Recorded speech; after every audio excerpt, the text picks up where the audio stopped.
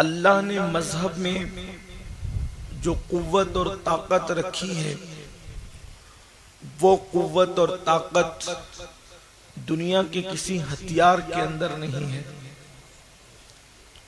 मजहब उस ताकतवर चीज का नाम है कि अगर पस्त को मिले तो वो बाला हो जाए, कमजोर को मिले तो वो ताकतवर हो जाए।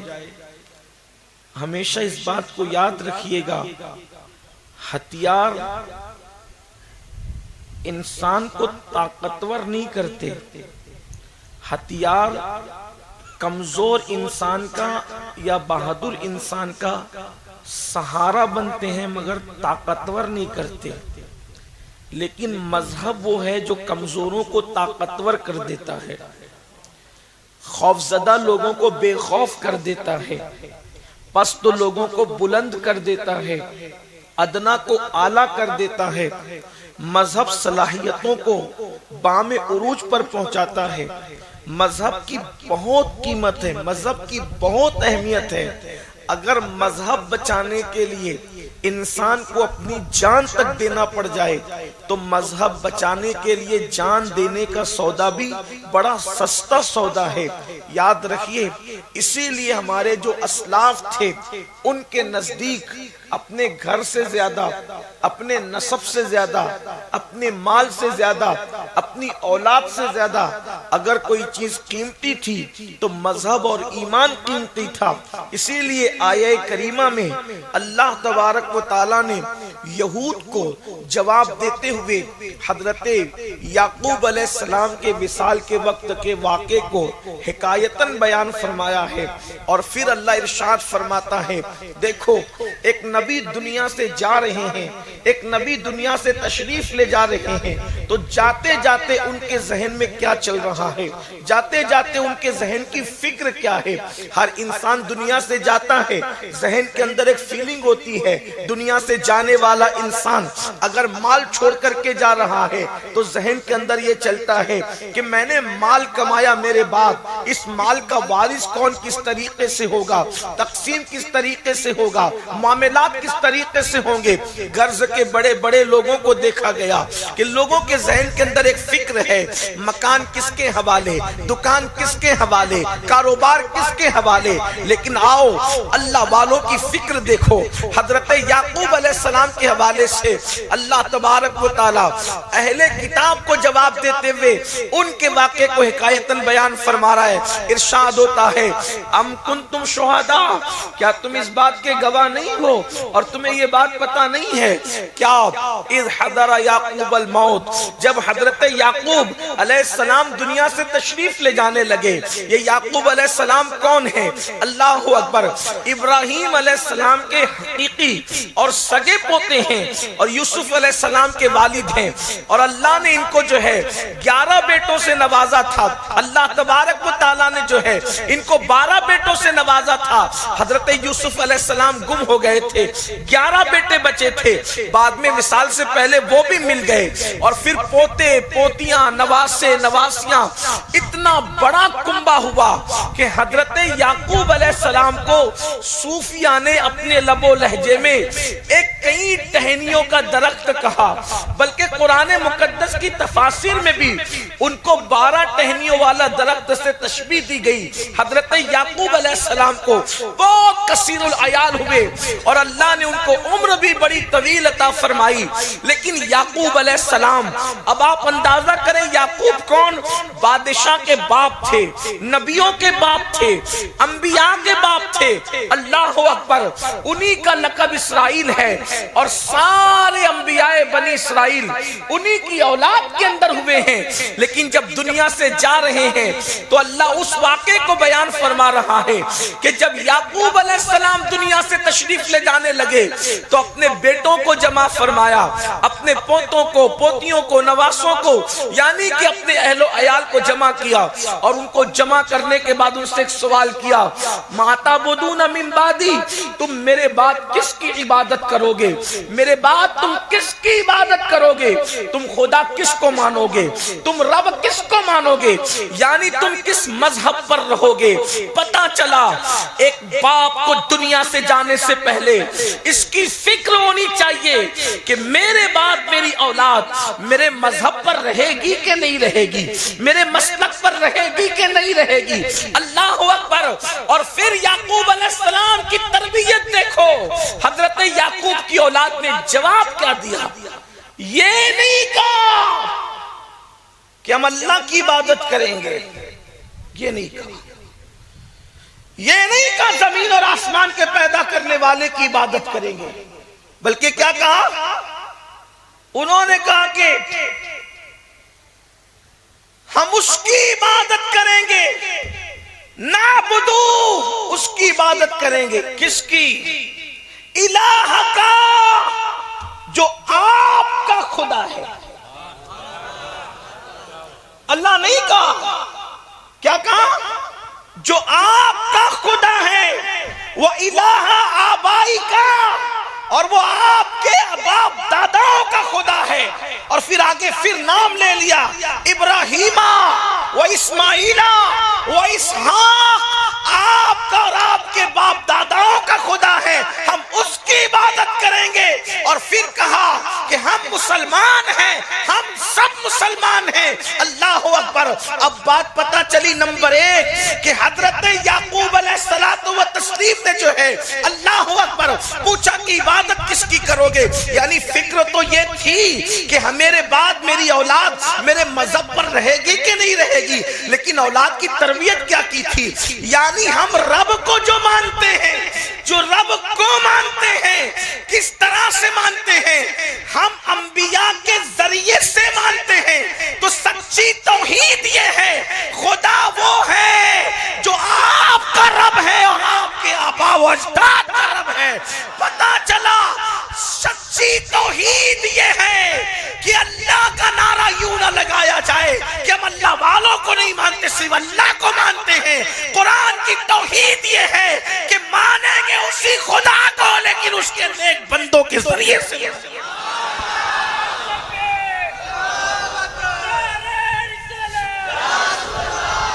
ये तो रहमान अल्लाह ने खुद इस तौहीद को बयान, इलाह का, आपके खुदा की इबादत करें। यानी आप जिस खुदा की इबादत करते थे, आपके आबा वजदाद करते थे। इसीलिए हम कहते हैं, हम किस खुदा की इबादत करते थे? हम कहते हैं हम रब्बे मोहम्मद की इबादत करते थे। हजरत मुजद्दिद अल-फिसानी इसीलिए तो फरमाया करते थे कि मैं खुदा की इबादत सिर्फ इसलिए करता हूं कि वो रब्बे मोहम्मद तो मेरे मोहम्मद का खुदा। तो अल्लाह रब्बुल इज्जत के बंदे बनकर जियो, मजहब पर रहो, मजहब का सौदा न करो, ईमान का सौदा न करो, दीन का सौदा न करो। दुनिया की जो कौमें मजहब का सौदा कर लेती है, चंद आराम के दिनों के लिए, चंद सिक्कों के लिए, दौलत के लिए, माल के लिए, इज्जत के लिए, शोहरत के लिए, जमीन जायदाद के लिए, फिर उनका कहीं ठिकाना नहीं होता। दुनिया भी बर्बाद हो जाती है, आखिरत भी बर्बाद हो जाती है। और याद रखना, आजकल नौजवानों के अंदर एक फिक्र पनप रही है। क्या फिक्र पनप रही है? फिक्र ये पनप रही है कि यार हम मुसलमान हैं, इसलिए जिल्लत की नजर से देखे जाते हैं। मैं अपने जवानों की जो कसरत से, बल्कि 95% इस मजमे के अंदर सब के सब जवान हैं, अल्हम्दुलिल्लाह। मैं आपसे गुजारिश करूंगा, सीरियलों के जरिए से, फिल्मों के जरिए से, कुछ नाक़िबत अंदेश लोगों के जरिए से जवानों के अंदर ये फीलिंग पैदा की जा रही है। लोग हमें नफरत की नजर से क्यों देख रहे हैं? कहा कि हम मुसलमान हैं इसलिए। हम लोग नाकाम क्यों हो रहे हैं? मुसलमान है इसलिए। हमारे रिजल्ट में मार्क क्यों काटी जा रही है? हम मुसलमान हैं इसलिए। लोग हमें ट्रेन के अंदर सीट पर जगह क्यों नहीं दे रहे? हम मुसलमान हैं इसलिए। लोग हमें बसों के अंदर चढ़ने क्यों नहीं दे रहे? हम मुसलमान हैं इसलिए। लोग हमारे घरों पे बिल्डोजर क्यों चला रहे? हम मुसलमान हैं इसलिए। अल्लाह अकबर। हमारे पासपोर्ट पर वीजे नहीं लग रहे? हम मुसलमान हैं इसलिए। मतलब ये कि ये शैतानी चक्कर इतना चल रहा है, सारे नुकसान मुसलमान होने की वजह से है। क्यों? तो लोग कहते हैं नफरतों का माहौल है, ऐसा माहौल है, वैसा माहौल है। बड़ी माजरत के साथ ये शैतानी वसवसा है ताकि तुम मजहब से बेजार हो जाओ, ताकि तुम मजहब से दूर हो जाओ। मेरे आका ने सलात व तस्लीम के प्यारे दीवानों, आप ये कहते हैं मौलाना वो कल का दौर गया जब लोग मुसलमानों से प्यार करते थे। आज सारी जिल्लतें मजहब इस्लाम की वजह से माज़अल्लाह है, मुसलमान होने की वजह से नुकसान है। मेरी दुकान नहीं चल रही है का लोग मुसलमान है इसलिए मुझसे खरीदते नहीं। लेकिन अगर सच्ची बात कहूं, ईमान लगती बात कहूं, आप भी अगर ईमान वाले हो, ईमान वाले दिल पर हाथ रखकर खुदा की अदालत में खड़े होने के तसव्वुर से सोचना अल्लाह अकबर। इसलिए मेरा तुम्हारा नुकसान नहीं हो रहा है कि हम मुसलमान नहीं, हम मुसलमान हैं इसलिए नुकसान नहीं हो रहा है, बल्कि नुकसान इसलिए हो रहा है कि हम मुसलमान होने का ढोंग रचा रहे हैं, हम अंदर से मुसलमान नहीं है। अगर आज भी हम सच्चे मुसलमान हो, आप कहते हो नफरत की बोली बोली जा रही है, मैंने कहा कोई कितनी भी नफरत की बोली बोले, आज भी पीवर मुसलमान कामयाब है, पीवर मुसलमान की इज्जत है। का उसकी दलील बताओ। मैं कहता हूं अजमेर शरीफ चल के देख, अजमेर शरीफ के अंदर उस मुसलमान के कदमों में आज हिंदू भी सर झुका रहा है, मुसलमान भी सर झुका रहा है, सिख भी सर झुका रहा है, ईसाई भी सर झुका रहा है। गरीब नवाज की कब्र पुकार पुकार के कह रही है पीवर मुसलमानों को नफरत का माहौल आज भी नुकसान नहीं पहुंचा सकता। अगर तू सच्चा बनेगा मेरी तरह तो तेरे कदमों में भी सबके सर खुदा झुकाता नजर आएगा। हम ढोंग रचा,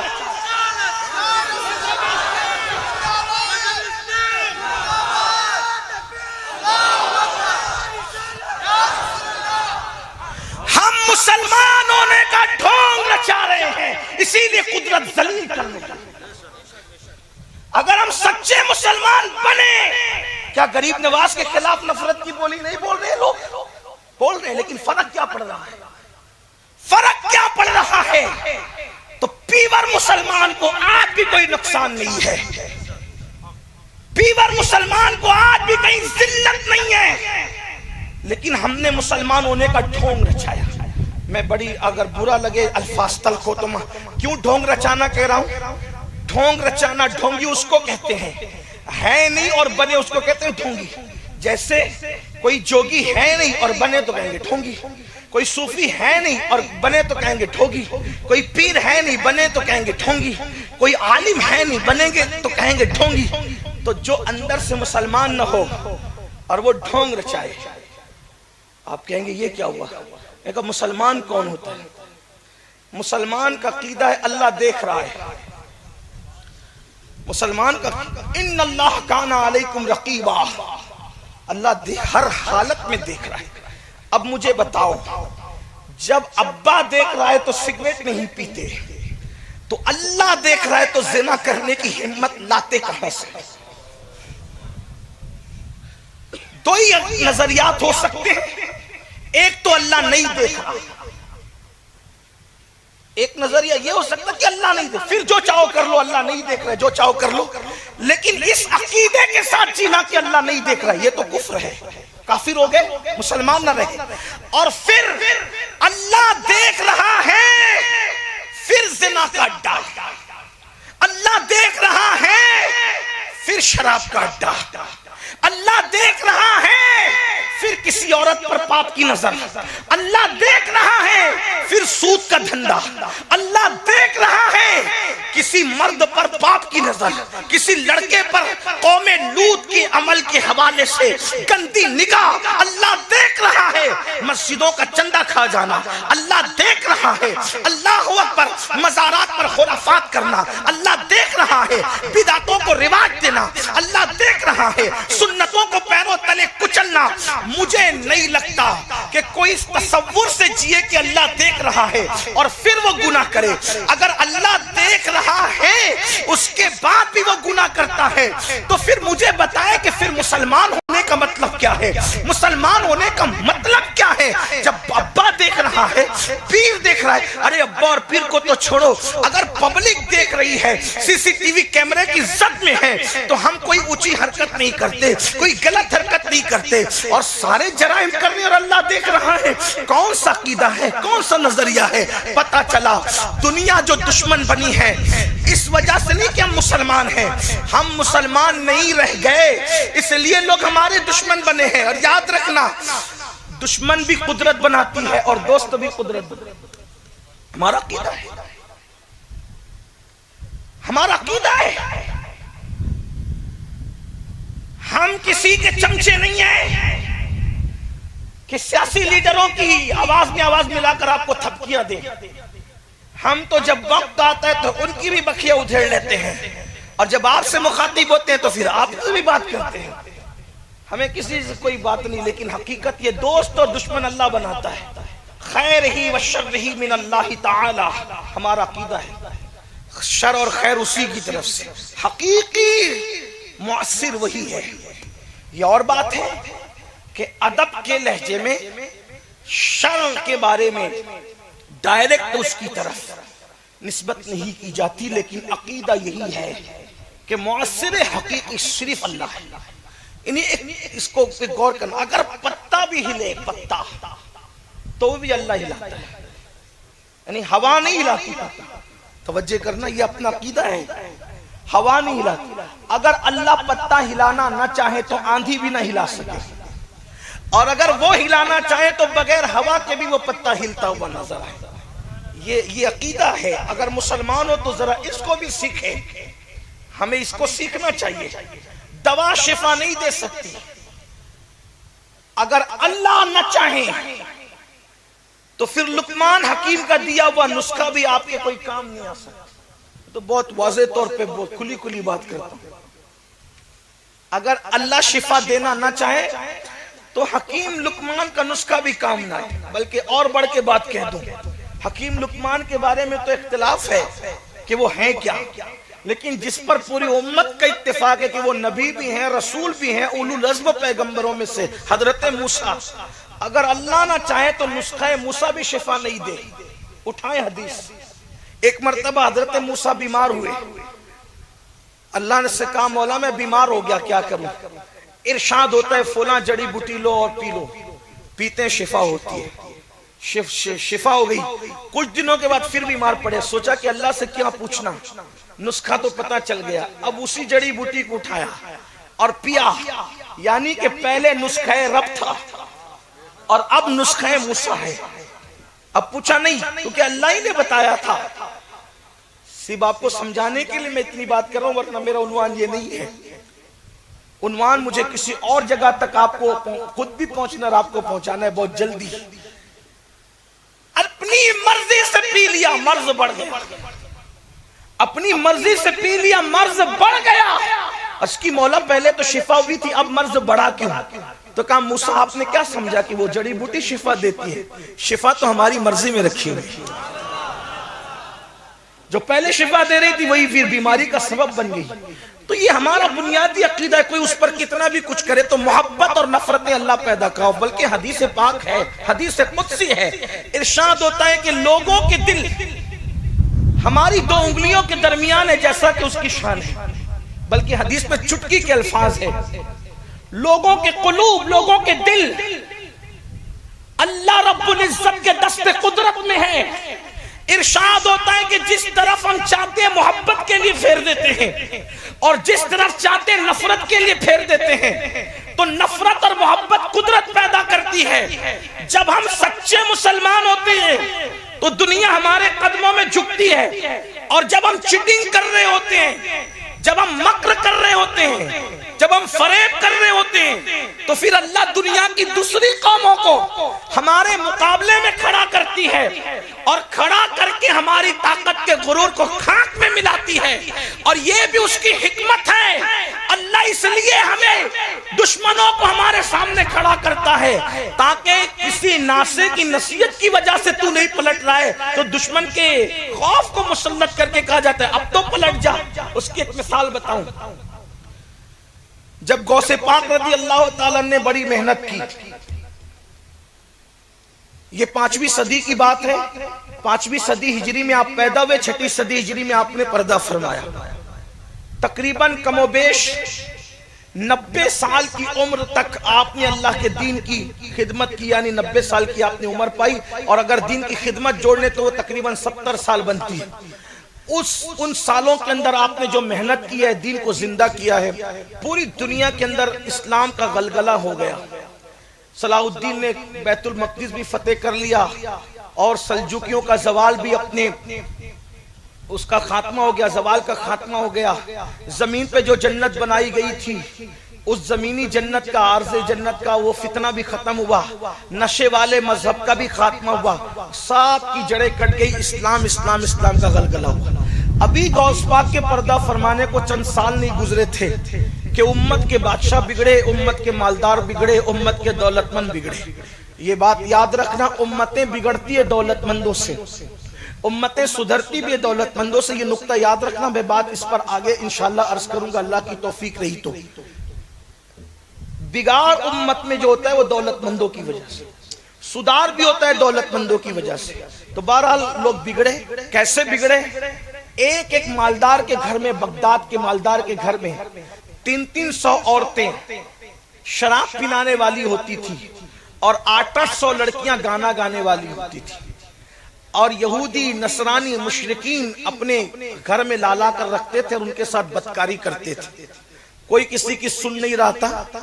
फिर अल्लाह ने चंगेज खान और हलाकू को खड़ा किया। अब हलाकू और चंगेज जब खड़े हुए तो जब उनका लश्कर चलता था तो वो लाखों में थे। काबे को खत्म करने के लिए वो उठे थे कि हम काबा गिरा देंगे। देखिए, अगर आप अक्लमंदी से आज की गुफ्तगू सुने, ये बात सुने, तो मुझे ऐसा लगता है कि वो दौर और ये दौर आप मिला करके देखेंगे तो बहुत ज्यादा फर्क आपको नजर नहीं आएगा। लाखों की तादाद, वक्त का बादशाह अपनी फौज को लेकर के इस्लाम मिटाने चला था। उसको मिटाना था इस्लाम। अच्छा, वो चला था इस्लाम मिटाने। हालांकि इस्लाम रह भी कितना गया था ये भी आप समझ लें। वो ये अपने ज़ौम में सोच रहा था कि अब्दुल रहमान, अब्दुल सलाम, अब्दुल मुस्तफ़ा, गुलाम मुस्तफ़ा, इनको खत्म कर दूंगा तो इस्लाम मिट जाएगा। हालांकि उस दौर के अब्दुल सलाम, अब्दुल रहमान, गुलाम मुस्तफ़ा, अब्दुल मुस्तफ़ा, हमारे अब्दुल मुस्तफ़ा और अब्दुल रहमान जैसे आजकल लोगों के नाम है, बस ऐसे ही थे।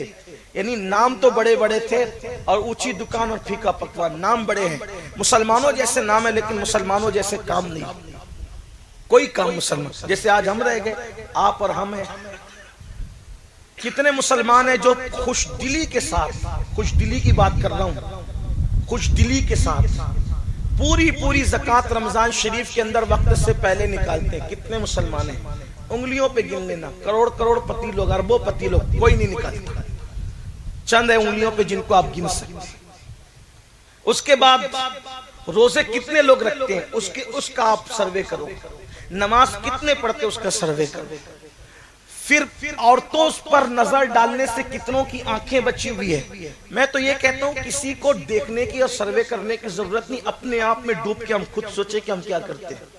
और जो लोग पूरी ज़कात निकालते भी है उनके लिए मसला ये है कि जब निकालते हैं तो उनका कलेजा फटता है कि इतनी बड़ी रकम मैं कैसे निकाल रहा हूं। और याद रखना, अल्लाह की राह में देने के बाद अगर दिल बेचैन होता है तो अल्लाह उसको कबूल नहीं करता। अल्लाह तो उसको कबूल करता है जो खुशदिली के साथ दिया जाता है। हाँ, आप देखो, चंदा तो लिखा दिया 50,000, लेकिन उसके बाद दिल के अंदर एक खलबली मची हुई है कि 50 लिखाया कैसे, कुछ कम कर लेता तो अच्छा होता। मेरा अल्लाह मोहताज नहीं है। मैं तो लोगों से कहता हूं, अगर तेरी दौलत अल्लाह की राह में लग रही है तो ये उसका करम है कि उसने तुझे चुन लिया है, वरना उसके यहाँ दौलतमंदों की कमी क्या है। किसी का माल शराब के अड्डों पर, जुए के अड्डों पर, नशे के अड्डों पर और जिना के अड्डों पर खर्च होता है। किसी का माल पुलिस को रिश्वत की शक्ल में दिया जाता है, किसी का माल डॉक्टरों की जेब में जाता है और किसी का माल अल्लाह के दस्ते कुदरत में रख करके अल्लाह की राह में खर्च होता है। हदीस पाक में आता है जब तुम अल्लाह की राह में देते हो, हदीस पाक है, जब तुम अल्लाह की राह में देते हो तो लोगों के हाथ में वो तुम्हारा दिया हुआ बाद में आता है, पहले वो अल्लाह के दस्ते कुदरत में आता है। पहले अल्लाह उसको खुद वसूल करता है अपने दस्ते कुदरत में, बाद में दूसरों के हाथ में आता है। हाथ कोई हो, पहले खुदा के हाथों में तुम्हारा दिया हुआ वो पहुंचता है, अतिया, पैसा, सदका, ज़कात, उसके बाद दूसरों के हाथ में पहुंचता है। अब अल्लाह की राह में देने को समझते क्या है, बल्कि यहां तक फरमाया जो अल्लाह की राह में देता है वो अल्लाह को कर्ज हसना देता है। आज तुम अपनी हैसियत के मुताबिक दे रहे हो, कल अल्लाह तुम्हें अपनी शान के मुताबिक। जब सिद्दीक अकबर अफजलुल बशर बादल अंबिया बितहकीक, सैयदना सिद्दीक अकबर ने जब सब कुछ दे दिया, कुर्ता भी उतार के दे दिया, टाट पहन लिया, और जिब्रील ने आके ये पूछा कि आप अबू बकर से पूछो कि कहीं दिल छोटा तो नहीं हो रहा है, कहीं दिल में कोई तकलीफ तो नहीं है कि सब दे दिया उठाकर। देकर अबू बकर राजी है कि नहीं, खुश है कि नहीं? तो सरकार ने पूछा अबू बकर, जिब्रील को भेजकर अल्लाह पूछता है कि अबू बकर राजी है कि नहीं, या दिल में कुछ तंगी महसूस हो रही है? तो सिद्दीक अकबर कहते वल्लाह, देने से पहले जो खुशी थी, देने के बाद उससे ज्यादा दिल मेरा। ये होता है देने का अंदाज। और हम देख लें कि हमारा दिल क्या है। कुर्बानी के अंदर अल्लाह के लिए कुर्बानी कितनी हो रही है, जाते हैं तो पहले यही देखते हैं कितने किलो निकलेगा। कुर्बानी में अल्लाह के लिए कितने किलो का क्या मसला है, जबकि कुरान कह चुका कि ना गोश्त तो पहुंचता है ना खून पहुंचता है। तो जब जिस गोश्त ने पहुंचना ही नहीं तो मेरे कितने किलो का सवाल कैसे पैदा होगा? ये हंसने की नहीं, ये बिल्कुल सीरियस लेने की बात है। मतलब ये है कि हम कहीं ना कहीं ढोंगी बने। एक मुफक्किर का जुमला बहुत अच्छा लगा मुझे, वो कहते थे कि दुनिया में इसलिए पिट रहे हो कि मुसलमान हो, जमीन के ऊपर इसलिए पिट रहे हो कि मुसलमान हो, कब्र में इसलिए पिटोगे कि मुसलमान नहीं थे, सच्चे मुसलमान नहीं थे ना कब्र में। यहां भी पिटोगे वहां भी कुदरत पिटवाएगी, यहां तो दुश्मनों से पिटवाएगी, वहां तो फरिश्तों से पिटाई तो होनी है, क्योंकि ढोंग कर रहे हो, अपने आप को भी धोखा दे रहे हो। क्योंकि जो मुसलमान इस्लाम का दावा करे फिर वो फजर में सोता पड़ा रहे, मैं कुछ ना कहूं, मेरी औकात ही कुछ नहीं, मैं तो अपने आप को वाज़ो नसीहत के काबिल समझता नहीं, मैं इस लायक हूं भी नहीं। वाज़ो नसीहत करने वालों का मनसब बहुत बड़ा है, मैं तो वाइज और नासिहीन के जुमलों को नकल करता हूं और मुखातिब अपने आप से पहले हो, बाद में आपसे।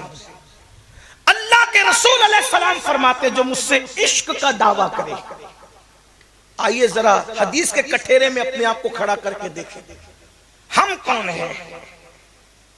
गुलामी रसूल में मौत भी कबूल का नारा लगाने वालों, लब्बैक या रसूल अल्लाह के नारे लगाने वाले, मुझे किसी नारे से इनकार नहीं, जान दे देंगे, ये दे देंगे, वो दे देंगे। अपने नबी से पूछो, अपने रसूल से पूछो, जिनकी जबान पर वही इलाही जारी हो रही है, उनसे पूछो। वो कहते हैं कि जो मुझसे इश्क का दावा करे और पूरी रात सोया रहे वो झूठा है, झूठा कज़्ज़ाब है, वो झूठा है। इसलिए कि मेरे आशिक को तो रात भर नींद आई नहीं। वजह, जिसको माल की मोहब्बत होती है उसको माल सोने नहीं देता, जिसको आल की मोहब्बत होती है उसको आल की मोहब्बत सोने नहीं देती। तो जब माल और आल की मोहब्बत सोने नहीं देती तो रसूलुल्लाह की मोहब्बत कैसे सोने दे रही है? हुजूर फरमाते हैं झूठा है वो जो पूरी रात सोता है। अब पूरी रात सोए तो सरकार फरमाए झूठा है, जो सुबह को फजर में भी ना उठे उससे बड़ा झूठा कौन होगा? इसका मतलब ऐसा तो नहीं है कि किसी मुल्क के वजीर आजम का रिकॉर्ड झूठ में टूट गया कि वो तो सियासत में झूठ बोल रहा था। किसी मुल्क का वजीर आजम तो सियासत में झूठ बोल रहा था, उसके मुल्क की आबादी जो है वो 125 करोड़ होती है और वो बोलता है कि मैंने जो है वो इतने 100 करोड़ों को मदद कर दी। तो वो तो सियासत में झूठ बोल रहा था, इतने 100 करोड़ बोलकर तुम तो अपने नबी के दरबार में खड़े होकर के झूठ बोल रहे हो। तो मुझे तो ऐसा लगता है शायद उसको कहीं ना कहीं कोई मार्कस मिल जानी चाहिए, इसलिए कि वो तो अपनी दुनिया की खातिर झूठ बोल रहे हैं और बेवकूफ पब्लिक को के सामने झूठ बोल रहे हैं। जो उस रसूल के सामने झूठ बोले जिसकी निगाह से खुदा की जात न छुपी, उनकी निगाह से हमारे जज्बात क्या छुप सकते? मैं कोई गुस्से में आपसे बात नहीं कर रहा हूं, लेकिन हकायक की नहीं। अल्लाह के रसूल फरमाते वो झूठा है जो पूरी रात सोता है। वैसे करनी सोए पूरी रात कभी, बिलाल अफशी सोए पूरी रात कभी। आप में कुछ लोग मुस्कुरा भी रहे होंगे दीदी दिल में कि नहीं मैं तो जागता हूं सैयद साहब, तो जाग के आप गेम खेलने के लिए जागते हैं, तो ये इससे तो सो जाना ही बेहतर था। या फिर यूट्यूब देखने के लिए जगते तो इससे भी सो जाना बेहतर था। फेसबुक पर चैटिंग के लिए जागते तो इससे तो सो जाना बेहतर था। वहां जागना किस लिए है कि यार के लिए तड़पना, यार की मोहब्बत सोने नहीं देती। और मैं तो कहता हूं यार की मोहब्बत क्या जगाती, हमें तो यार कभी याद भी नहीं आती। सारी रस्में हैं, सारी रस्में। इकबाल इसीलिए तो बेचारा तड़पता रहा पूरी जिंदगी, और वो रस्मों ही पर बात करते रहे कि ये कौम रस्मों में मुब्तला हो गई, हकायक से निकल गई। तो चलिए जल्दी जल्दी उन्वान की तरफ आते हैं। तो अर्ज ये कर रहा था मेरे भाई, जब कौम ढोंगी हो गई मुसलमानी का दावा और अंदर से कच्चे कि 300 लड़कियां शराब पिलाने वाली, 800 लड़कियां गाने वाली, तो अल्लाह ने हलाकू और चंगेज खान को खड़ा किया और वो सोचे थे कि इनको मिटा देंगे। हम देख रहे हैं इस्लाम फल रहा है, फूल रहा है। मैं ये कहता हूं मुसलमान तो नाम के रह गए, इसमी और रस्मी मुसलमान है। हकीकी मुसलमान का, हकीकी मुसलमानों का हाल तो यह कि एक दूसरे की खातिर जान देंगे, खुद भूखे रह के दूसरों को खिलाएंगे, कोई महफिल में आ जाएंगे तो उसको इज्जत से जगह देंगे। हकीकी मुसलमानों की फिक्र यह है कि जैसे वो काबे की हुर्मत जानते हैं वैसे वो मोमिन की हुर्मत जानते हैं। किसी मुसलमान को जो सच्चा मुसलमान होगा कभी जलील नहीं कर सकता, नहीं करेगा जलील, क्योंकि जब काबेतुल्लाह की तरफ वो पैर नहीं करता इतनी दूर रहकर मुसलमान, तो काबे से बढ़कर जिस मुसलमान की हुर्मत है वो उसकी तरफ पैर कैसे कर सकता है। हमें तो या तो हमने इस्लाम पढ़ा नहीं, या तो हमने इस्लाम समझा नहीं, या तो हमने इस्लाम को जो है वो उसको अपनी जिंदगी में शामिल नहीं किया, और बस बातें ही बातें और बातें ही बातें। तो अल्लाह ने हलाकू और चंगेज खान को खड़ा किया। एक बुजुर्ग को किसी ने कहा कि हजरत ये इतना बड़ा लश्कर जो आ रहा है इससे कोई मुकाबला कर सकेगा कि नहीं कर सकेगा। तो उन्होंने जब लश्कर को देखा तो कहा कि इससे मुकाबला करना बेकार है, नहीं कर सकते इससे मुकाबला। क्यों नहीं कर सकते मुकाबला?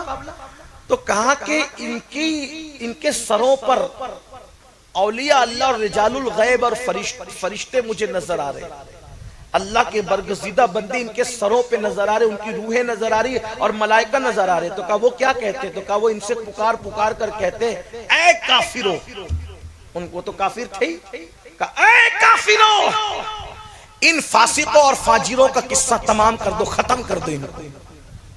तो कहा कि औलिया और रिजालुल गैब की रूहें जिनको कहे कि ऐ काफिरो, इन फासिकों फाजिरों को जिन्होंने इस्लाम का ढोंग रचा इनको खत्म कर दो, तो कौन अब इनको बचा सकता है? पता है लाखों की तादाद के अंदर फिर मुसलमानों की शहादत है। फासिकों फाजिर थे, शराबी थे, पापी थे, अल्लाह के दीन का मजाक उड़ाने वाले थे, जैसा कि हम कर रहे हैं।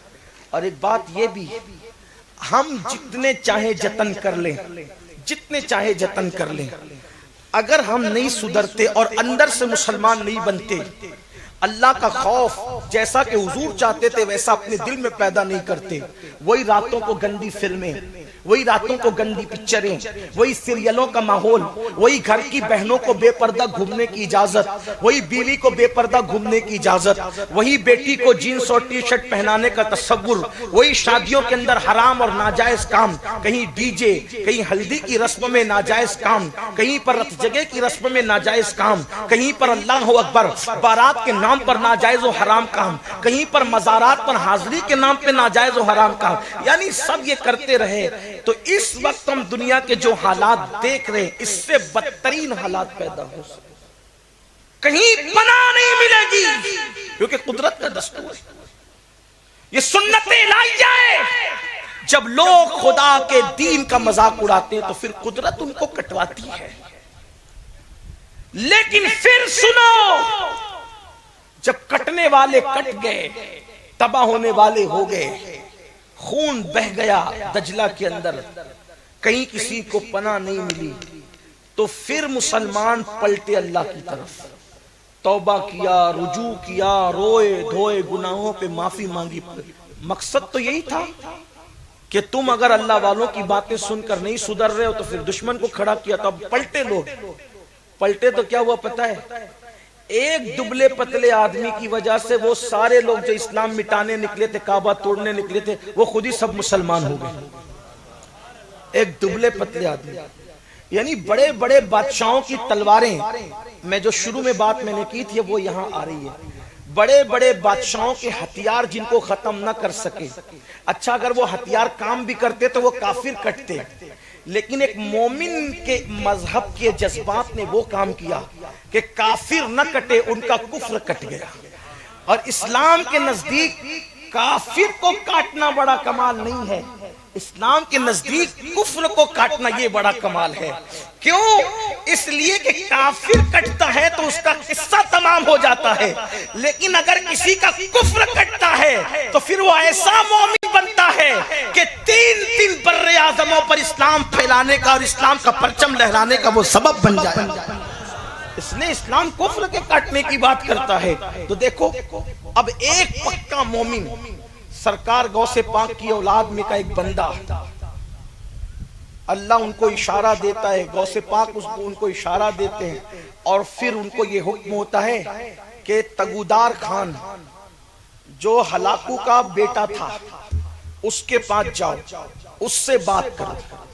दुबला पतला सूफी आदमी गौस पाक की औलाद में से और अल्लाह की खशियत से लबरेज, जैसी तगुदार खान के महल की तरफ आए, तगुदार खान गया हुआ था शिकार खेलने, कुत्ता लेके वापस आ रहा था, मुसलमान को अपने दरवाजे पे देखा तो दरवाजे पे देख करके मजाक उड़ाने के लिए अपने लश्करियों के सामने कहा, ओ बुढ़े, तेरी दाढ़ी अच्छी है कि मेरे कुत्ते की दुम अच्छी है।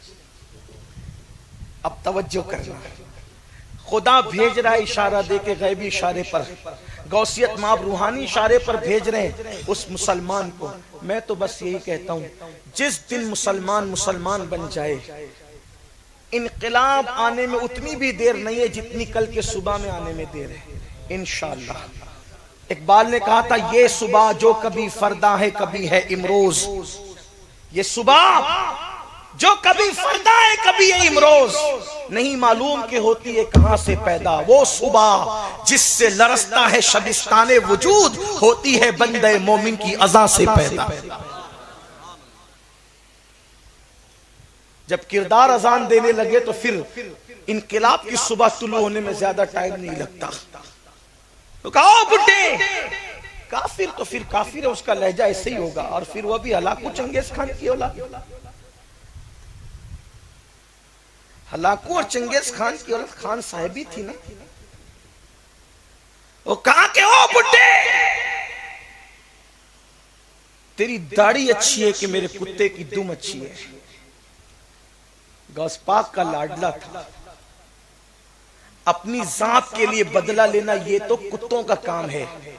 वली की पहचान, लोग मुझसे पूछते वली की पहचान क्या, मैं लोगों से कहता हूं वो मोमिन जो अपनी जात के लिए कभी बदला नहीं लेता, न दिल में किसी के लिए इंतकाम का जज्बा रखता है, अल्लाह उनको मकाम विलायत अता करता है। बल्कि अल्लाह के रसूल फरमाते हैं कि लोग वली जो होते हैं ना, अब्दाल जो होते हैं, अब्दाल लोग, वो ज्यादा कसरत से इबादत की बुनियाद पे अब्दाल नहीं बनते, वो भूखे रहने की वजह से अब्दाल बनते हैं, रातों को जगने की वजह से अब्दाल बनते हैं, और सीने को बेकीना बनाने की वजह से अब्दालियत का मकाम पाते हैं।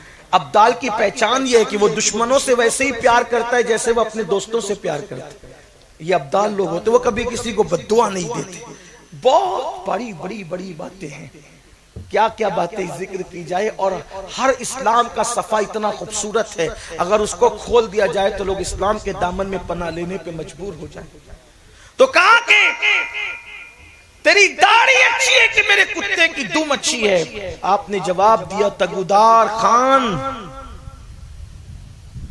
अगर मैंने अपने अल्लाह को राजी कर लिया, जुमले पे तवज्जो करें, जवाब क्या था, अगर मैंने अपने रब को राजी कर लिया तो मेरी दाढ़ी अच्छी है, और अगर मैं अपने रब को राजी न कर सका तो फिर मेरी दाढ़ी से तेरे कुत्ते की दुम अच्छी है, क्योंकि तेरा कुत्ता तो तेरा फरमा बरदार है, वो तुझे राजी रखता है। अगर मैं अल्लाह को राजी न रख सका तो मुझसे बेहतर ये कुत्ता ही है। इस मजमून को बाबा बुल्ले शाह यूं बयान करते हैं, उठ बुलिया चल यार मना ले वरना बाजी ले गए कुत्ते। ओ बुल्ले शाह चल अपने रब को मना ले, वरना तो तुझसे बेहतर कुत्ता ही है कि कुत्ता एक रोटी खाकर अपने मालिक से मुकम्मल वफा करता है, और तू इतनी नेमतें उठाकर उसका लुत्फ उठाकर भी अपने मालिक से वफा नहीं करता, तो तुझसे तो फिर बेहतर कुत्ता ही है। इस एक जुमले में इतनी तासीर थी कि अगर मैं अपने रब को राजी कर सका तो मेरी दाढ़ी अच्छी, न कर सका तो तेरे कुत्ते की दुम अच्छी। इतनी तासीर थी इस जुमले में। तगुदार खान ने अपने घर में उनको मेहमान रखा और आपके शबो रोज को देखा, आपके दिन और रात को देखा। हजरत ने फरमाया, तगुदार क्या इरादा है? का इस्लाम अगर वही है जो तुम्हारी जिंदगी से मुझे नजर आ रहा है तो मुझे भी कलमा पढ़ा के मुसलमान। चंगेज खान का पोता हलाकू का जो है वो बेटा मुसलमान हो गया उस अल्लाह के बंदे के हाथ पे। तो फिर कहा कि हजरत अब ये लोगों को मैं मुसलमान अचानक बनने के लिए कहूंगा तो ये बगावत कर देंगे, आप एक काम करें, मुझे कुछ टाइम की मोहलत दे, कुछ वक्त की मोहलत दें, मैं काम करूंगा, सबको मैं समझाता रहूंगा, फिर आप आएंगे तो फिर ये मुसलमान हो जाएंगे। मैं पूरा माहौल जो है वो बिल्कुल नॉर्मल कर लूंगा, माहौल साजगार कर लूंगा। वो बुजुर्ग गए, अल्लाह की तरफ से वक्त आ चुका था, उनका इंतकाल हो गया। दुनिया से जाते हुए अपने बेटे को जानशीन को कहा, तुम तगुदार से जाके जरूर मिलना, वो मुसलमान हो चुका है। फिर जब उनके बेटे आए, बहुत लोगों को उन्होंने समझा रखा था, तगुदार खान उसका नाम फिर रखा गया अहमद खान हो गया, तगुदार खान से वो अहमद खान हो गया। बहुत माहौल तो लेकिन फिर उस बुजुर्ग से उसने कहा, सब मुसलमान होना चाहते हैं लेकिन एक हमारा वजीर है वो बड़ा कट्टर है, वो मुसलमान नहीं होना चाहता। तो कहा उसको बुलाओ, मैं उससे बात करूंगा। उसको बुलाया तो उन्होंने कहा, देखिए हजरत ऐसा है कि ये जो हमारे तगुदार खान साहब हैं तो ये हर चलते फिरते की बात में आ जाते हैं, मुझे इनका कुछ समझ में नहीं आता। मैं मर्द मैदान हूँ, मैदान का आदमी हूँ। अगर आप मुकाबला करें हमसे और मुकाबले में जीत जाएं तब हम कुछ सोच सकते हैं इस्लाम कबूल करने पर। उस बुजुर्ग ने फरमाया, मैं इसके लिए तैयार हूँ। तगुदार खान चूंकि अब उनका मुरीद हो चुका था, ये पीर का बेटा, बड़ी अकीदत हो चुकी थी, तो कहा कि हजरत ये लोग बड़े बहादुर लोग हैं, जंगजू लोग हैं, आप सब सुन चुके इनकी दास्तान। आप जैसा दुबला पतला आदमी जिसकी उम्र भी ज्यादा है, जो मुख्तसर चंद लुकमे पे गुजारा करता हो, रोजाना रोजा रखता हो, इन पहलवानों से आप जीत नहीं सकेंगे। आपने मना करने के बाद भी फरमाया, मैं मुकाबला करूंगा, जिस पहलवान को लाना है लाओ। मजहब में वो ताकत है जो हथियार में ताकत नहीं है। उस बुजुर्ग ने कहा, मैं मुकाबला करूंगा। हमसे मजहब क्यों छीना जा रहा है? हमसे हथियार नहीं छीना जा रहा है, हमसे मजहब छीना जा रहा है। लोगों को पता है कि तुम जो हथियार लेकर के उठोगे उससे बड़ा कीमती हथियार लोग तैयार कर सकते हैं। लोग मजहब इसलिए छीन रहे कि जो मजहब की ताकत तुम्हारे पास है वो मजहब की ताकत औरों के पास नहीं है। इसलिए लोगों को तकलीफ हमारे मजहब से है, वो हमारे बच्चों को इस मजहब पर रहने नहीं देना चाहते, हमारी बेटियों को इस मजहब पर रहने नहीं देना चाहते। और आप हैं कि नादानी में साजिशों को समझ नहीं पा रहे। पूरी दुनिया की एक साजिश है, लाखों करोड़ों अरबों डॉलर लगाए जा रहे हैं सिर्फ इसलिए कि मुसलमान न रहने पाए। अल्लाह अकबर। उस बुजुर्ग ने कहा, मैं मुकाबला करूंगा। और फिर क्या हुआ, ऐलानात हो गए और वजीर वो बैठा अपना सबसे जो वो सख्त तरीन पहलवान को भेजा। तगोदार खान, अब वो अहमद खान हो चुके थे, कहते थे हजरत मत जाओ, मैं अपने मुर्शिद जादे का अंजाम जो वो इस तरह बेइज्जती के साथ होते हुए नहीं देख सकता। आपने फरमाया, अहमद तू इंतजार कर, देख खुदा की ताकत का करिश्मा देख। और उसके बाद जैसी मैदान में गए, वो पहलवान सामने खड़ा था, एक तमाचा उसकी गाल पर सिरिक मारा तो दुनिया ने देखा उसकी खोपड़ी उड़ गई। और जो वजीर खुद बहुत मुकाबले की बात करता था, सबसे पहले वो दौड़ करके कदमों में गिरा और वो मुसलमान हुआ। नतीजतन सारे तातारी मुसलमान हो गए। और एक बार ये कहते हुए नजर आए, है आया फितने तातार के अफसाने से, पासबा मिल गए काबे को सनम खाने से। बिगड़े हुए ढोंगी मुसलमान जो न कर सके एक सच्चे मुसलमान ने वो सब कुछ कर दिखाया। ये असल बात है। तो अब इनकलाब रैलियों से नहीं आएगा, इनकलाब मेमोरेंडम से नहीं आएगा, इनकलाब इस तरीके के जलसों से नहीं आएगा, इनकलाब नारों से नहीं आएगा, इनकलाब दर्द भरी व्हाट्सएप की तहरीरों से नहीं आएगा, इनकलाब अखबारात के लिटरेचरों से नहीं आएगा। इनकलाब आएगा तो मुसलमानों के सच्चे मुसलमान बनने से आएगा।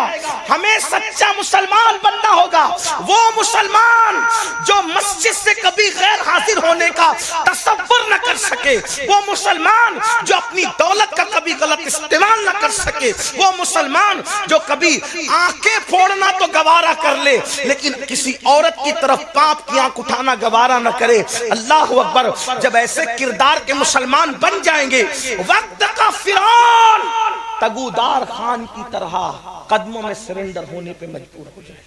लेकिन अब जो गुफ्तगू का असल हिस्सा है, ये जो मजहबी सोच है, मजहबी बनना है, ये कैसे होगा? अब गुफ्तगू एंड की तरफ जाती है और यही असल आज का उन्मान है। उसके लिए बहुत लंबी चौड़ी तमहीद हो गई, उसके लिए मैं माजरत चाहता हूँ। लेकिन असल उन्मान ये है जो अब शुरू होता है कि मजहबी बनना है, मुसलमान बनना है तो कैसे बनेंगे? कुछ लोग कहते हैं किताबों का मुताला करें, बिल्कुल करें, बल्कि मैं तो ये कहता हूं कि कम से कम हर मुसलमान को सोने से पहले इस्लामी कुतुब को कम से कम 5 वक्त तो रोजाना पढ़ना चाहिए। कुरान मुकद्दस की तिलावत भी करना चाहिए। कुरान तो फिर अल्लाह की किताब है, वो किताब तो सबसे ऊपर है, उस किताब के बारे में तो कोई बात ही नहीं, कोई बहस नहीं। लेकिन जो इस्लामी लिटरेचर आप पढ़ते हैं पढ़िए। लेकिन आपसे कहता हूं, आप इस्लामी लिटरेचर को पढ़कर, इस्लामिक लिटरेचर को पढ़कर इस्लामी मालूमात में इजाफा तो हो सकता है, लेकिन आपकी जिंदगी में इनकलाब नहीं आ सकता जिसको आप चाहते हैं। क्योंकि किताब इंसान को नहीं बदलती, ये बात है। किताब मालूमात में इजाफा करती है, आदमी को बदलती नहीं, इंसान को बदलती नहीं। तो इंसान को बदलने वाली चीज कौन सी है? इंसान को जो चीज बदलती है वो किसी सच्चे इंसान की सोबत है। कामिल मुसलमान ढूंढो, कामिल मुसलमान। अब कामिल मुसलमान कौन? तो सब में तो ऐब है, इंसान है तो ऐब होगा। कामिल मुसलमान की आसानी से पहचान ये है कि उसकी सोहबत में बैठो, बस उसकी सोहबत में बैठो, वो चुप हो, वो चुप हो तो खुदा की याद आए, और वो बोले तो आखिरत की याद आए। आसान पहचान, और ढूंढना होगा ऐसा बंदा ढूंढो, और हो सके तो उसकी सोबत में चंद मिनट बैठ लो। क्योंकि चिराग से चिराग जलते हैं। किताबें मालूमात में इजाफा कर सकती है, दिल का चिराग रोशन नहीं कर सकती। अगर आप समझ सकते हैं तो समझ लें। अगर सिर्फ किताब ही दिलों को रोशन कर सकती थी तो अल्लाह की किताब से बड़ी किताब कौन सी? खुदा सबके घरों में किताब उतार देता, काम हो जाता। लेकिन खुदा की किताब के साथ भी कोई साहिबे दिल को भेजा गया, बल्कि कायनात के दिलदार को भेजा गया। क्यों? इसलिए कि आईने आईने होते हैं, मगर आईने के सामने कोई खड़ा हो तभी तो अक्स नजर आए। अगर आपने पूरे घर में 150 आईने लगा दिए, मतलब क्या है? आईने ही आईने हैं। अक्स दिखेगा कब? जब कोई आईने के सामने खड़ा होगा तभी तो अक्स नजर आएगा। तो इसी तरह ये इंसान के दिल आईनों की तरह है, लेकिन उसमें कोई खड़ा हुआ तो नजर आए तब अक्स जाहिर होगा। तो अल्लाह अकबर, अल्लाह की किताब भी अकेले नहीं आई, किताब के साथ किसी साहिबे दिल को, किसी चिराग रोशन करने वाले को, किसी नूरानी दिल वाले को, किसी नूरानी चेहरे वाले को। अरे नूरानी दिल और नूरानी चेहरा क्या, जिसको सरापा नूर बना करके भेजा गया। जब तक वो नहीं आए थे, तवज्जो करना, जब तक वो नहीं आए थे, अबू बकर और अबू जहल एक साथ बैठते थे। किसी को नहीं पता था कि अबू बकर सिद्दीक कौन है और जिंदीक अबू जहल कौन। साथ में खा रहे थे, पी रहे थे, हंस रहे थे, बोल रहे थे, साथ में आ जा कर रहे थे, साथ में तिजारत कर रहे थे। लेकिन जब वो दिल वाला आया और उसने दिल से किसी का चिराग जलाया, तो फिर सिद्दीक अलग हो गया, जिंदीक अलग हो गया। सोबत ढूंढो। गरीब नवाज को क्या पड़ी थी, क्या पड़ी थी संजर से हरून तक ढूंढने की किसी को। आप तो यही अभी तक सोच रहे हैं कि पीर ढूंढने निकले थे, क्यों संजर में पीर नहीं थे। हमने तो सब चीजों को सरसरी देखा, कभी उसकी गहराई में तो उतरो।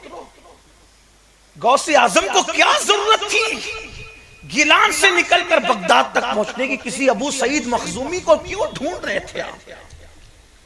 मखदूम सिमनान छोड़कर पंडवा के लिए क्यों निकल पड़े थे। ये ढूंढने वाले किसको ढूंढ रहे थे।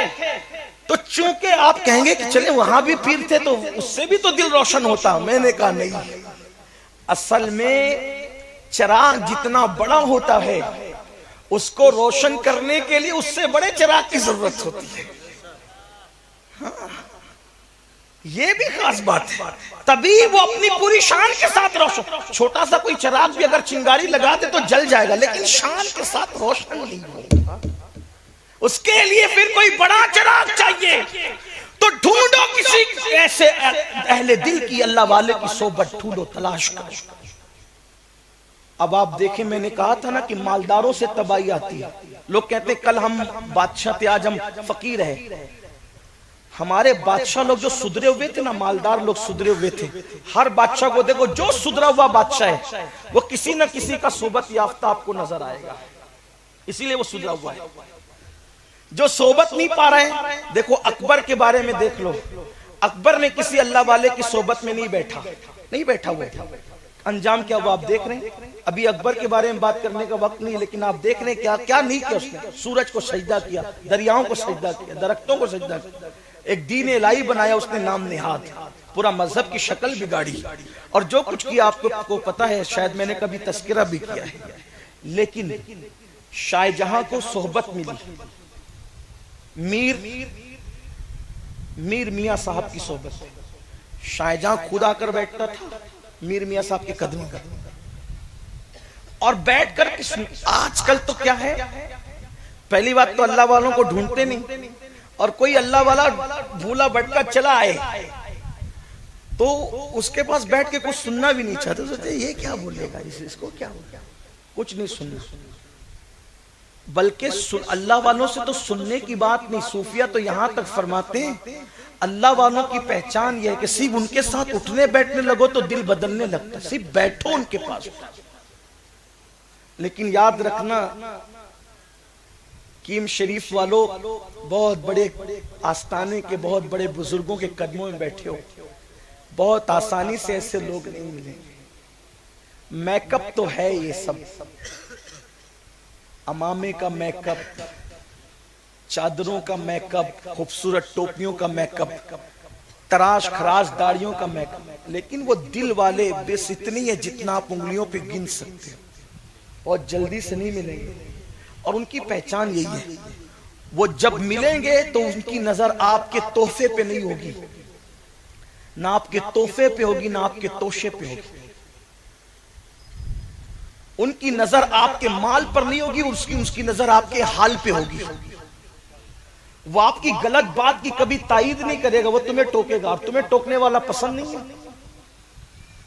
तुमने तो उसी को तलाश करना है जो आपके घर की शादी के अंदर डीजे बजाने की इजाजत भी दे और फिर खुद आकर के फिर नाच भी ले।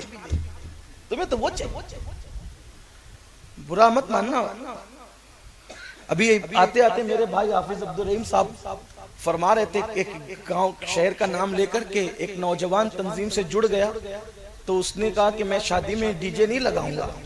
तो उसका बाप बोलता है कि तू ऐसा करेगा। हमारे पीर साहब की शादी हुई थी तो घोड़े पे वो बैठे थे, और जब बैंड बज रहा था तो मुरीद लोग नाच रहे थे। तो क्या पीर साहब गलत थे, ये मौलवी लोग सही है?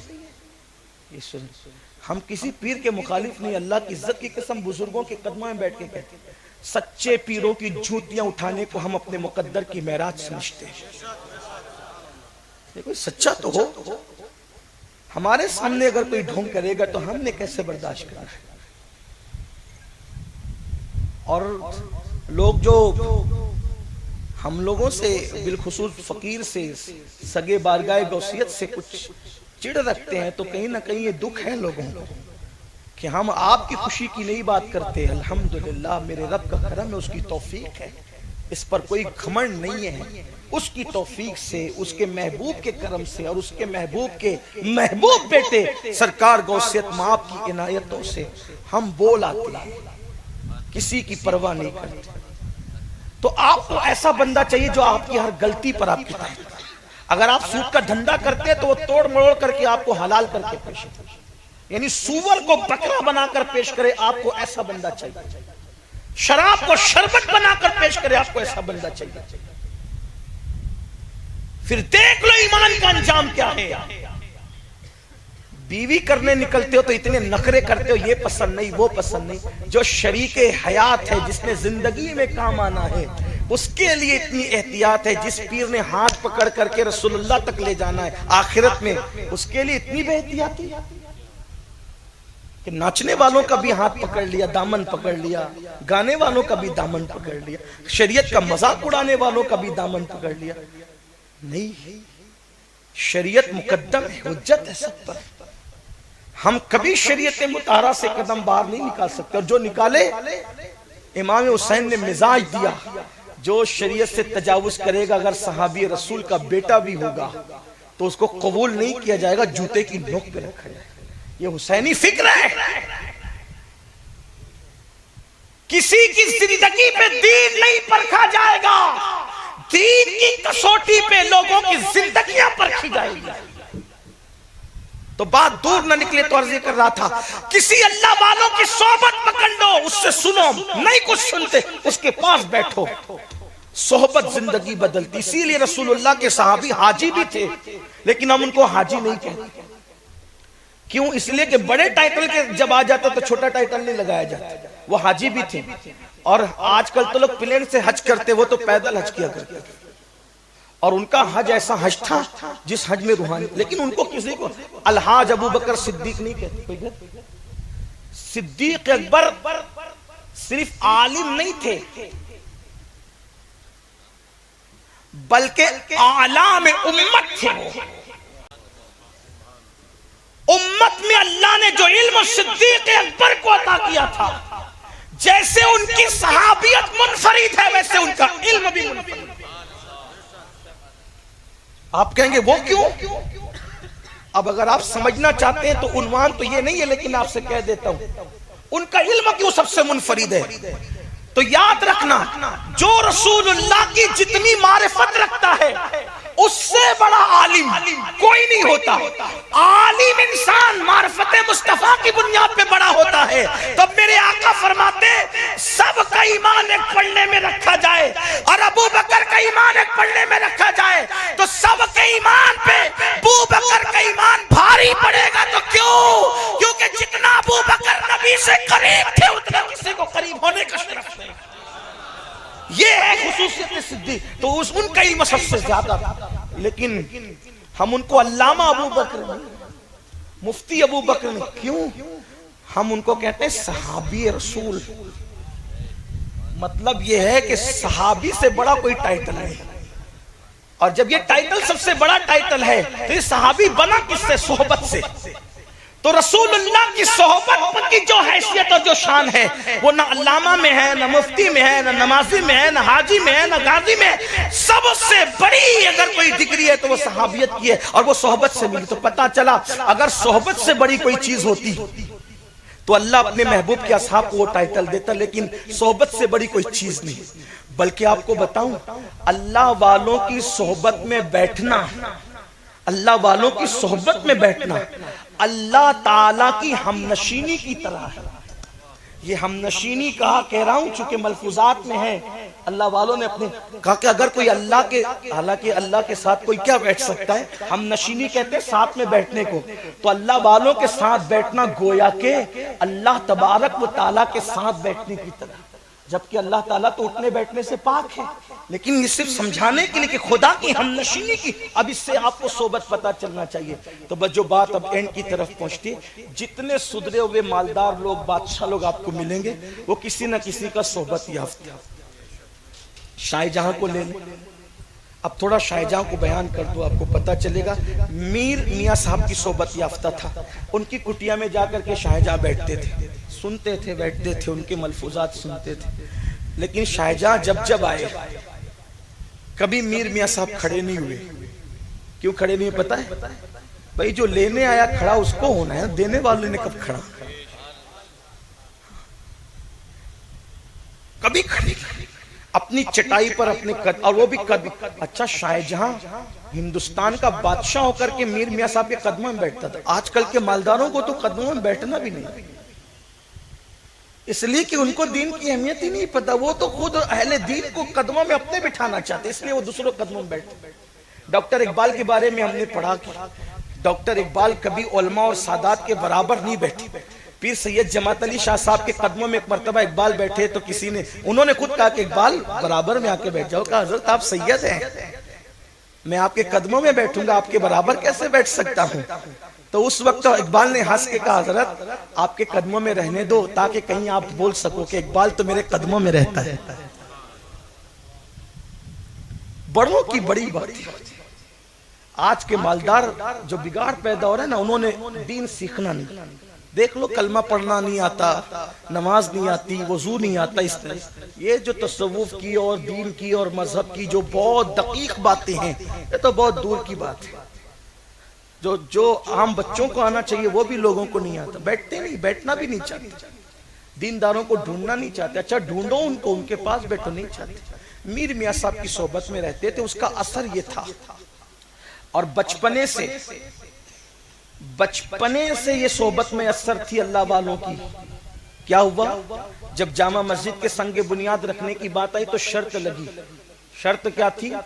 जिसकी असर और इशा की सुन्नतें नहीं छूटी, जिसकी कभी तहज्जुद फौत नहीं हुई, वही रखेगा जामा मस्जिद की संगे बुनियाद। कोई आगे नहीं बढ़ा। रोते हुए शाहजहां आगे बढ़े, बुनियाद रखी। लोगों ने पूछा शर्त खत्म की? का नहीं। लोग आगे नहीं बढ़े तो मुझे मजबूरन आगे बढ़ना पड़ा। अल्हम्दुलिल्लाह, जिस दिन से बालिग हुआ हूँ, न कभी इशा के पहले की सुन्नत छोड़ी, न कभी असर के पहले की, यानी गैर मौक़िदा सुन्नत भी नहीं छोड़ी, और मेरी कभी तहज्जुद भी फौत नहीं हुई, और आज तक कभी मेरी तकबीर उला भी फौत नहीं हुई। अगर लोग आगे बढ़ जाते तो मैं ये राज कभी फाश न करता, ही तो मेरे कब्र तक जाता। इतना मतलब शाहजहां ने एक तख्त बनाया था। तारीख में जो नौजवान हमारे तारीख पढ़ते उनको पता है, शाहजहां ने जो तख्त बनाया था, लोगों को सिर्फ ताजमहल याद है, उसका तख्त याद नहीं। जबकि ताजमहल से महंगा था उसका तख्त, ये भी याद रखें, तारीख है।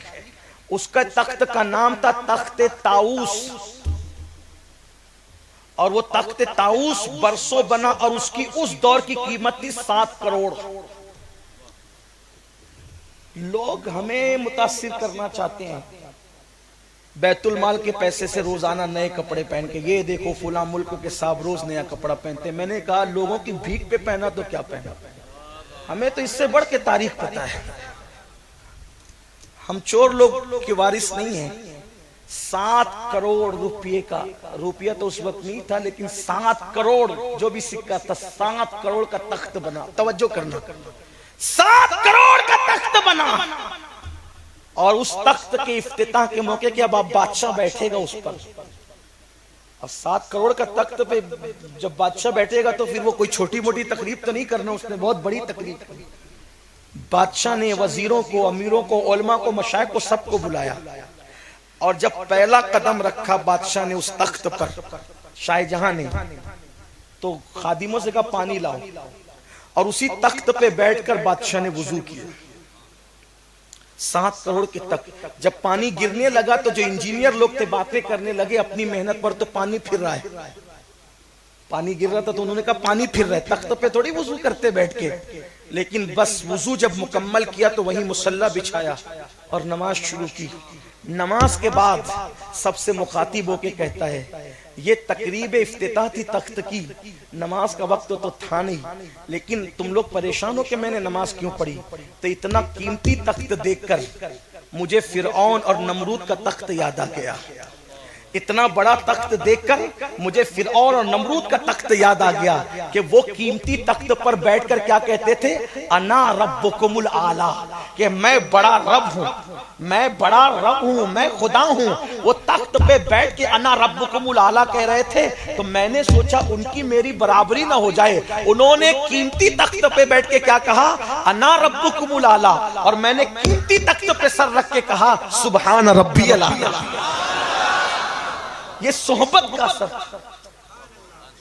आज अगर मालदार आलिम का मजाक उड़ा रहा है, आज अगर मालदार इमाम का मजाक उड़ा रहा है, आज अगर मालदार अपनी शादी की तकरीब के मौके पे अपने दीन का मजाक उड़ा रहा है, तो वजह क्या है, उसके पास दीन नहीं है। और दीन कब होगा, दीनदारों की सोहबत में बैठने से होगा।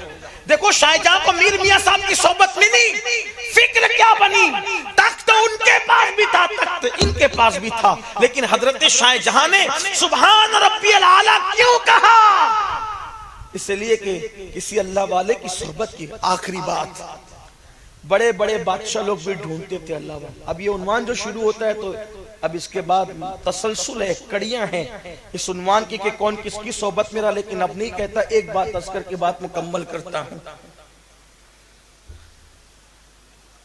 जब दिल को सुकून नहीं मिलता था तो अल्लाह वालों की चौखट ढूंढते, तलाश करते थे अल्लाह वालों की।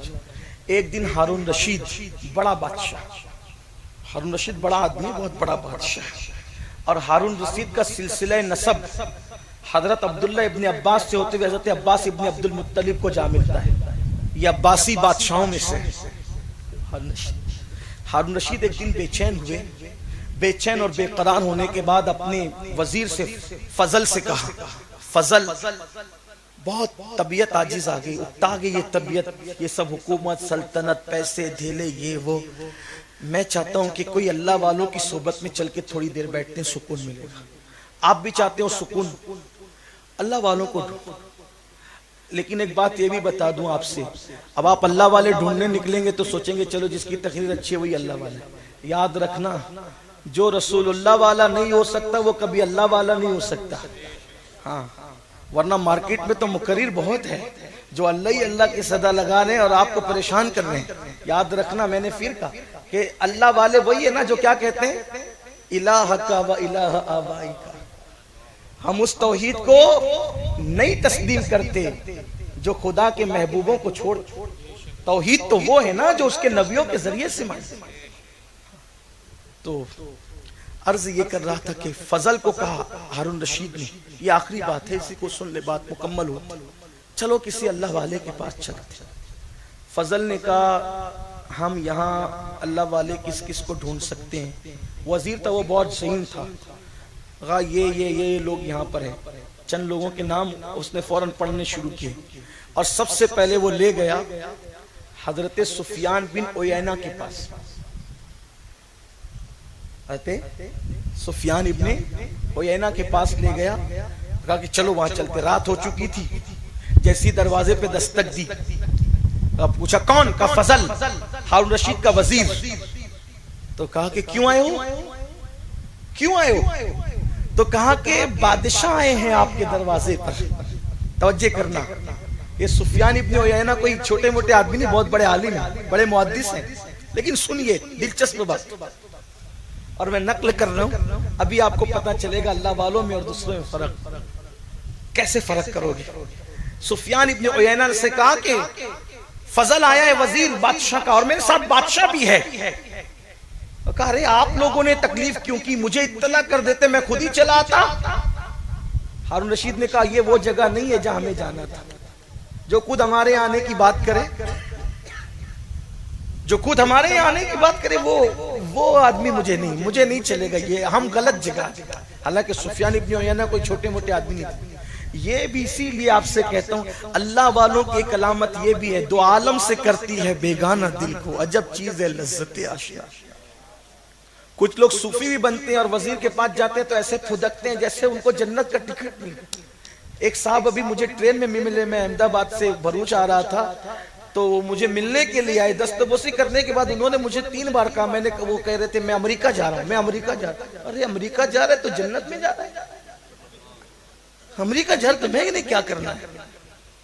मुझे हैरत हुई, लोग अमेरिका को समझते क्या, जबकि मेरे कायद ने एक मर्तबा कहा, अभी 2-3 दिन पहले कहा कि अमेरिका वो इलाका है जहां से जहां से जहन्नम का रास्ता बड़ा शॉर्टकट है। इतने वितने वहां, ओ उसी पे नाजा है। अरे फख्र तो ये है कि कह के मैं मदीने जा रहा हूं, मदीने मुनव्वरा जा रहा हूं। क्या फिक्र होगी अमेरिका।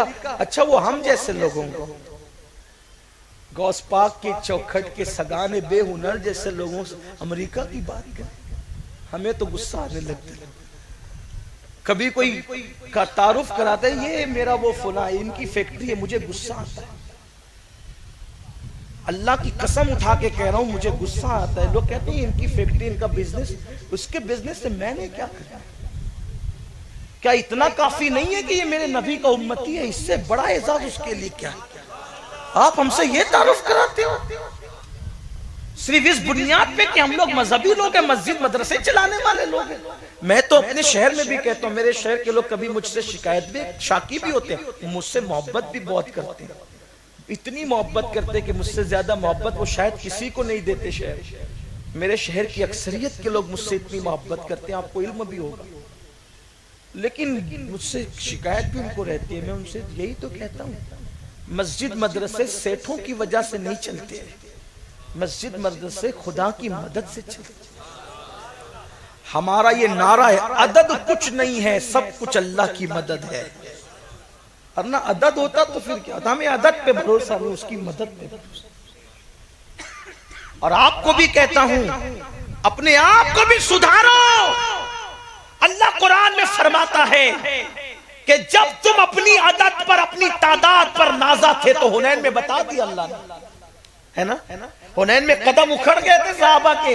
क्यों? क्योंकि किसी ने कहा था, अरे कल तो हम 313 थे जब जीत गए, अब तो हम हजारों की तादाद में कौन हरा सकता है? तो अल्लाह ने कहा, फिर हमने बता दिया हजारों की तादाद का क्या मामला है। जब हम मददगार थे तो 313 भी गालिब थे, डटे रहे 313। और जब तुमको ताकत पर घमंड हो गया, ताकत पे नाज हो गया, तो हमने तुम्हारे कदम उखाड़ दिए। तो अदद की बात नहीं है, मदद की बात है। इसलिए अदद पे घमंड मत करना, मदद पे घमंड करना। और किसी के भी तारुफ के लिए हमारे लिए बस इतना काफी है कि मेरे महबूब का उम्मती, हुजूर की उम्मत से बढ़कर कोई एजाज नहीं है।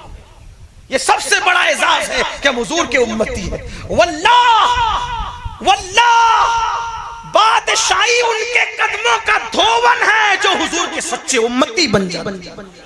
इसीलिए तो महबूब इलाही के पास बादशाह बार बार कहता था, मिलना है, मिलना है, मिलना है। आप कहते थे नहीं आना, नहीं आना, नहीं। क्यों कहते थे? जब बहुत प्रेशर किया कि हम जबरदस्ती आ जाएंगे, तो हज़रत अमीर खुसरो से पैगाम भिजवा दिया कि फिर कह दो उसको कि मैंने 2 दरवाजे इसीलिए बना रखे हैं कि एक से तू आएगा, दूसरे से मैं चला जाऊंगा। हमें तुमसे क्या कहा? ये अल्लाह वाले हैं। तो बहरहाल बात दूर न निकले तो अर्ज कर रहा था, सुफियान इब्न उयैना, उन्होंने कहा कि आप क्यों आए, हम खुद ही आ जाते। तो हारून रशीद ने कहा, यार यहाँ नहीं जमेगा, चलो कहीं और चलते हैं। जब आवाज, अच्छा उन्होंने फिर सुन भी लिया उसकी बात, हारून रशीद की बात, तो लेकिन देखो उनसे लग्जिश तो हो गई थी, मगर थे सच्चे आदमी, पीवर आदमी थे। कहा फजल, अगर हमारे यहाँ काम नहीं बनता तो मैं समझ गया कि ये मामला किसका है। जाओ फुजैल बिन अयास के पास, वहां तुम्हारी मुराद पूरी हो जाएगी। जिस मकसद से निकले हो घर से, फुजैल के पास। अब फुजैल बिन अयास के घर पर आए। अब यहाँ सुनने की बात, हारून रशीद अल्लाह वालों के पास बैठना चाहते थे, दस्तक दी। फुजैल बिन अयास अंदर से पूछा, कौन? कहा फजल, अमीरुल मोमिनीन को, बादशाह को साथ लाया हूं। कहा अमीरुल मोमिनीन को मुझ फकीर से क्या काम? ना अपना टाइम बिगाड़ो ना मेरा टाइम बिगाड़ो, जाओ यहाँ से। ये अल्लाह वालों की बोली है, अल्लाह वालों की बोली। मुसलमानों हम बहुत दूर हैं, हमने सिर्फ मजहब का ढोंग रचा, इसीलिए हमारा हाल है। बादशाह वक्त का बादशाह चौखट पे खड़ा है और कहते हैं कि मेरे पास तुम्हारा क्या काम, मेरा टाइम मत बिगाड़ो। और अपना टाइम, क्यों अपना टाइम बिगाड़ने की बात कर रहे थे पता है? क्योंकि उनका अकीदा था कि जो अल्लाह की इबादत में होता है वो अल्लाह के साथ वक्त गुजार रहा होता है, और जिसने अल्लाह के साथ वक्त गुजारने की लज्जत चख ली हो, उसको बादशाह के साथ वक्त गुजारने में क्या मजा आएगा। फजल ने कहा, हजरत हम कुछ नसीहत सुनने आए हैं। कहा जाओ किसी और से सुन लो, मेरा वक्त बर्बाद न कर। तो फिर फजल ने कहा इजाजत से आए या हुक्म से आए? अमीरुल मोमिनीन को यह हक हासिल है कि जिसके चाहे घर में जा सकते, अगर आप इजाजत नहीं दोगे तो। का इजाजत तो नहीं है, हुक्म से आ जाओ तो तुम्हारा मामला तुम जानो। उन्होंने दरवाजा खोल दिया। जैसी दरवाजा उन्होंने खोला, रात का टाइम था, फुजैल बिन अयाज ने चिराग बुझा दिया। चिराग क्यों बुझाया पता है? कहीं बादशाह के चेहरे पे नजर न पड़ जाए। ये है अल्लाह। आप तो तकरीर और अमामे के पेज पर फैसला करते हैं कि अल्लाह वाला कौन है।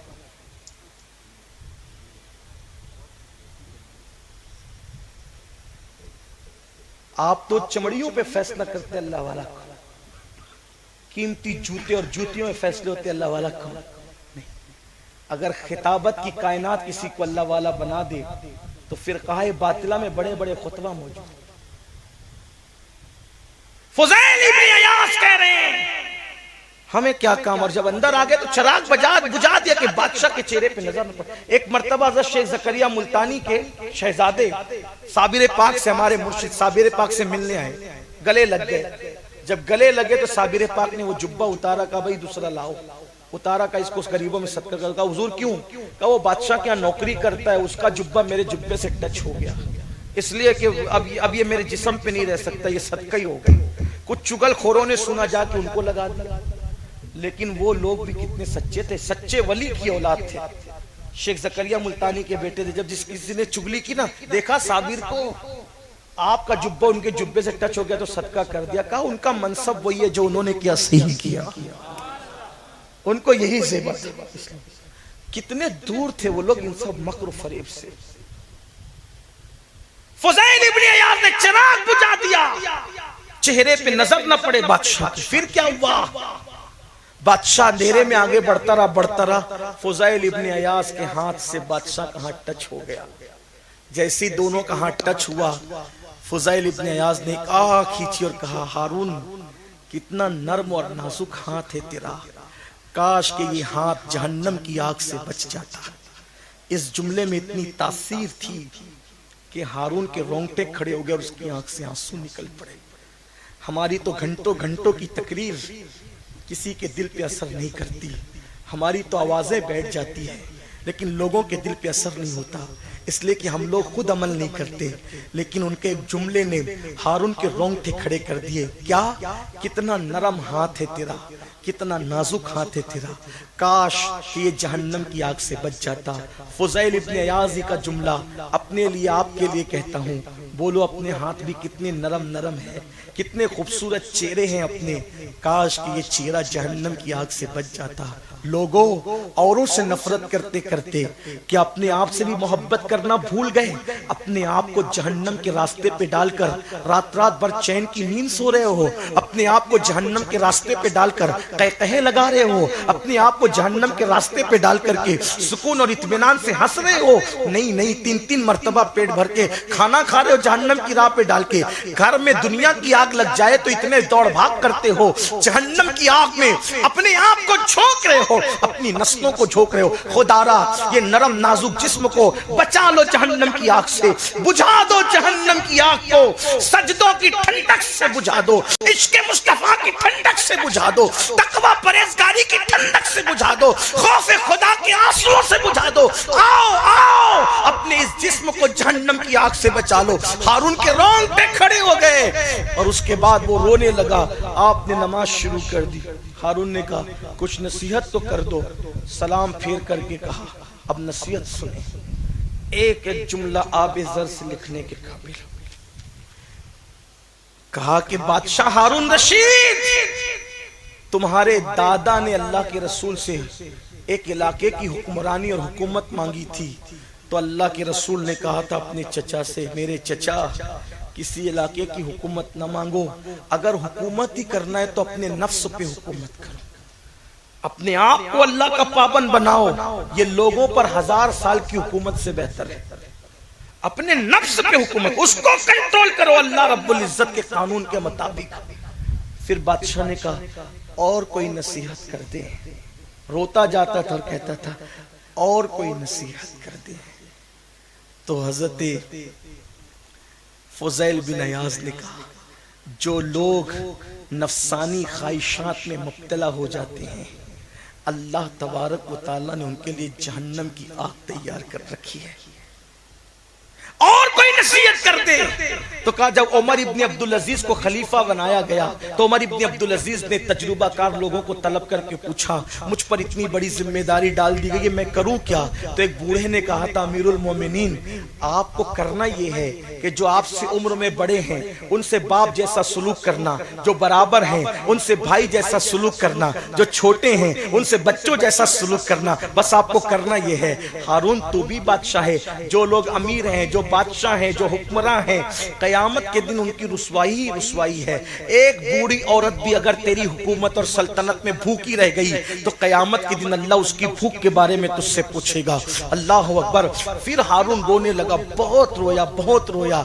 अल्लाह अकबर। रोते रोते ऐसा लगा कि हारून पे गशी तारी हो गई। तो फजल ने कहा, अब तवज्जो करना, फजल ने कहा, हजरत बस कीजिए, बस कीजिए। तो उसके वक्त फुज़ैल इब्न अयाज ने कहा, ओ हामान,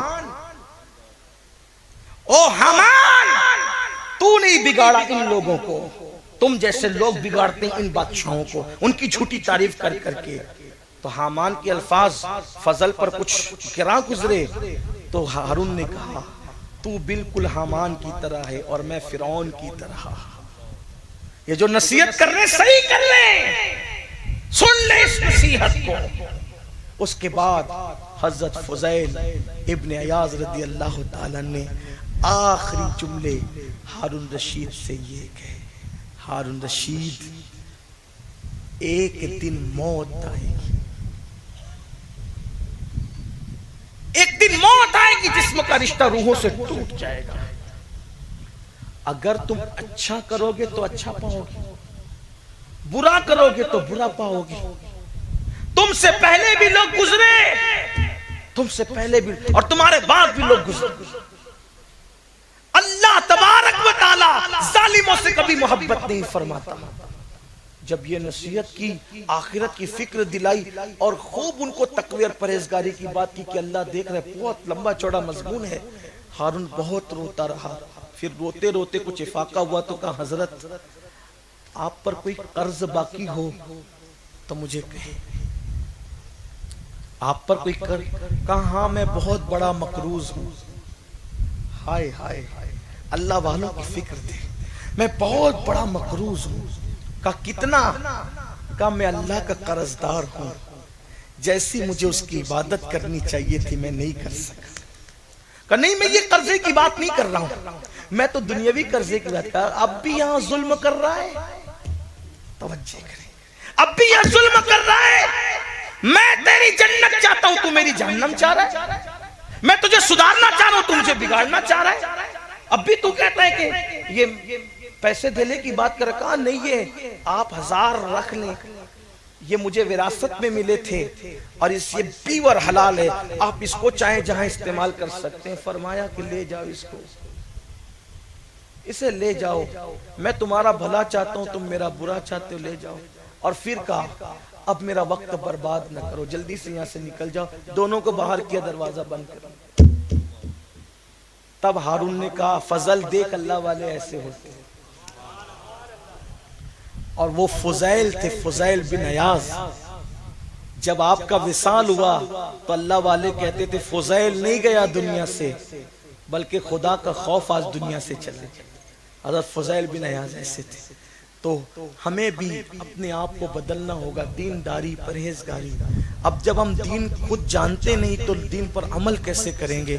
मेरी गुजारिश है, खुद दीन पढ़ो, उल्मा से सीखो, सच्चे लोगों के करीब आओ। और अपने बड़ों ने जो गलती की कि हमें दीन नहीं सिखाया, वो गलती आप मत करो। आप अपने बच्चों को दीन सिखाओ। दीन कोई तरक्की की राह में रुकावट नहीं है, दीन ही की बरकत से तरक्की मिलती है। अपने बच्चों को दीन सिखाओ। मुझे पता चला हमारे खलील भाई और आरिफ भाई ने रास्ते में मुझे बताया कि माशाअल्लाह इस इलाके में मकतब जो है वो 2-3 इन्होंने शुरू किया है। अपने बच्चों को जो है उसमें दाखिल कराइए, बच्चियों को पढ़ाइए, दीनदार बनाइए, घर का माहौल दीन। हिमायूं का नाम सुना है? उसका मकबरा हुमायूं का मकबरा है दिल्ली के अंदर। हुमायूं की मौत कैसे हुई पता है? हुमायूं अपने महल का जीना उतर रहे थे, लोगों से किसी ने कहा ना, उनसे ही कहा हम, उनसे ही कहा तुमने, उनसे ही सुना तुमने, कुछ हमसे कहा होता, कुछ हमसे सुना होता। अपनी तारीख हम अपनों से नहीं पढ़ते, नहीं सुनते, और पता नहीं कि हमारे बादशाहों को टच करना क्यों तकवा के खिलाफ समझा जा रहा है।